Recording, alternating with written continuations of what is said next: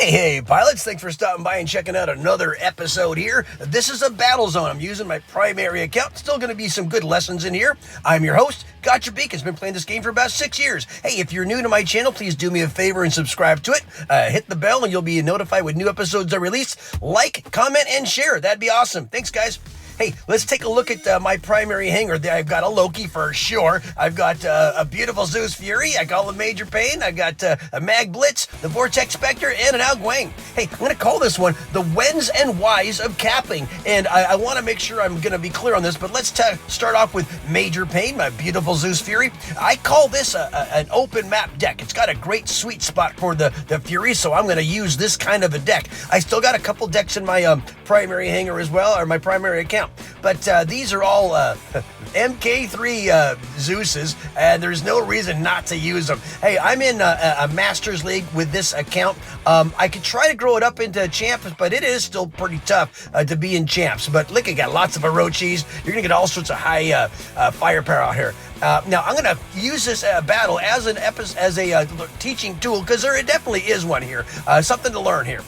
So I'm going to call this one, I'm calling this one the whens and whys of capping. And there's always, I'm a beacon here, guys. I am not a brawler. I am not a brawler at all on any of my accounts. I still have good higher firepower, but I'm lousy at brawling. I've always been a beaconeer, and there's a reason why. If, most of your domination battles end in a beacon victory, right? Hardly any of them are where you're, capping out or tapping out the entire team. It's really tough to do that when both sides are even. So I always use capping as, the fallback on winning a battle. And there's a reason why. It works. It really does work. So I have a Loki on my thing, and now this is when you do it. So the methodology that I use, guys, is all about timing.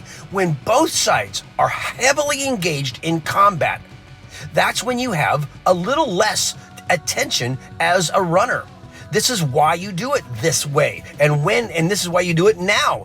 When everyone's engaged, not a lot of Titans on the battlefield yet, and some of those have those quantum sensors, which allow them to have full-time, QR, and you don't want that if you're in a Loki. But if you're in a Loki and it's in the middle of the battle, not a lot of Titans out there quite yet. You'll have the occasional quantum radar out there, and you have to have phase shift to make sure you're going to survive that one. But and this, by the way, this Loki, he's at level 9 and not level 6, so he's a lot faster than Diablo on my baby account. And he has good the Raider mechanic and the adamant Roadhog and Roadhog and the Raider mechanic, which means every time I cap a beacon, my health regenerates a bit, and he's got the regular mechanic, so he's always regenerating. But see what's happening here?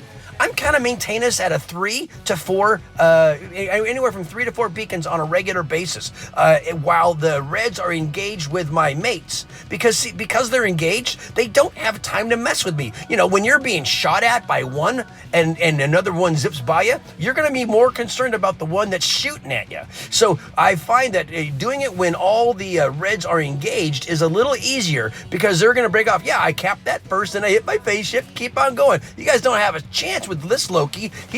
And watch this. This is another great thing. When you are in stealth, I'm going to come back and take advantage of that in a second. You'll see. That guy's going to go ahead and get that one. So watch this. Because I am in stealth, he does not see my red arrow indicator behind him. So I can take complete advantage of this guy, because he can't see me. He's facing He's facing the threats, guys. He finally did notice I was there, but not until it was too late. He turned his back on the threats. He came after me, hit his stove foot, didn't work because I had the phase shift, and I just keep rolling along. Look at Diablo go. He was in at about 2.5 minutes in, and all he's been doing is maintaining this heavy beacon advantage. That's the why, guys. You win battles on beacons.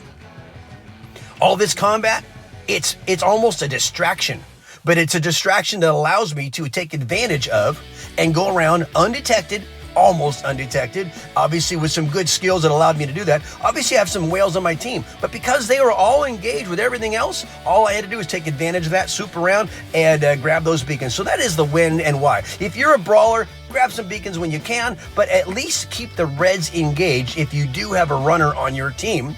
who's going around and really just sealing the deal. Everyone's important. It's a team effort. Without those guys on my team racking up damage and keeping those reds engaged, I would not have been able to have as much success. So that's the wins and the whys, guys. Hey, thanks so much for watching this episode and sticking by my channel and supporting me. I really appreciate it. Please subscribe and share with a friend if you could, guys. And for sure, if you see your name, thanks for the game.